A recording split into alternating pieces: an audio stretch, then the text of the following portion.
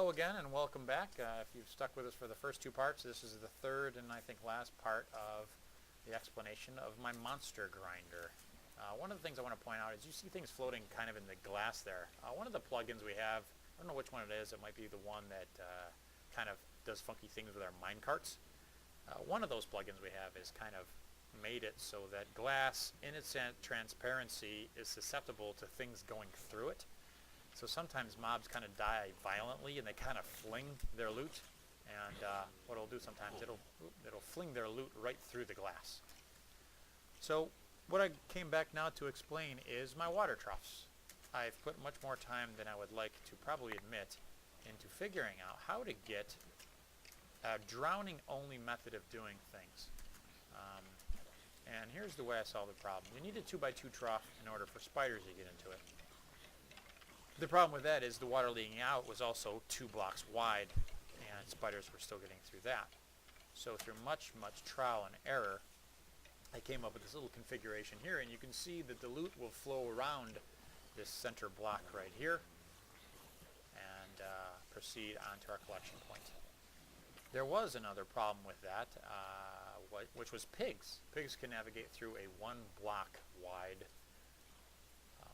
area, and through much more trial and error, I finally came to solve the problem. Pigs cannot navigate what you see in front of me, which is a source block of water and then a step down. So any pigs that spawn will reach this point here and they'll drown right in front of me here, as well as dogs. Any pigs or dogs. Not that you get anything from dogs, but I just didn't want anything getting out and then roaming around in the the room that we have here. The only thing that the problem wasn't solved was chickens. Chickens float. They won't go underwater. So what we did was here is we removed a block. You can't really see it through the glass, but we removed a block. Chickens will kind of float on the top. Eventually they'll reach this little spot here. This trough of water will lead them to this cactus, and boom, once they reach the cactus, they are dead. The most items I've ever experienced per hour, or should I say in a 3-minute time period, we tested 3 minutes, multiply the 3 minutes by 20, was 8,300 items an hour. The optimum circumstances are doing the test during daylight hours. During daylight, mobs aren't spawning out other areas in the dark.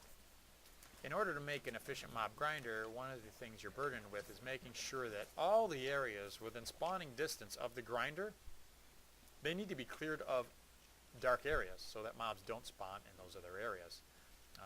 One thing we do is if you press F3, I don't know if everyone has this, but one of our admins might have added it. If you press F3, that enables us to kind of see what's through the walls, I guess. So I can kind of see every little number is a mob. And you can see the spiders, they're kind of sensing us right above my head. So if I move, they'll probably move with me. So see, they move. And those 4 drowning chambers we discussed in the earlier part are there. There's one of the drowning chambers, stuff in it. There's one drowning chamber. Over there is another drowning chamber. And over here, there's another drowning chamber.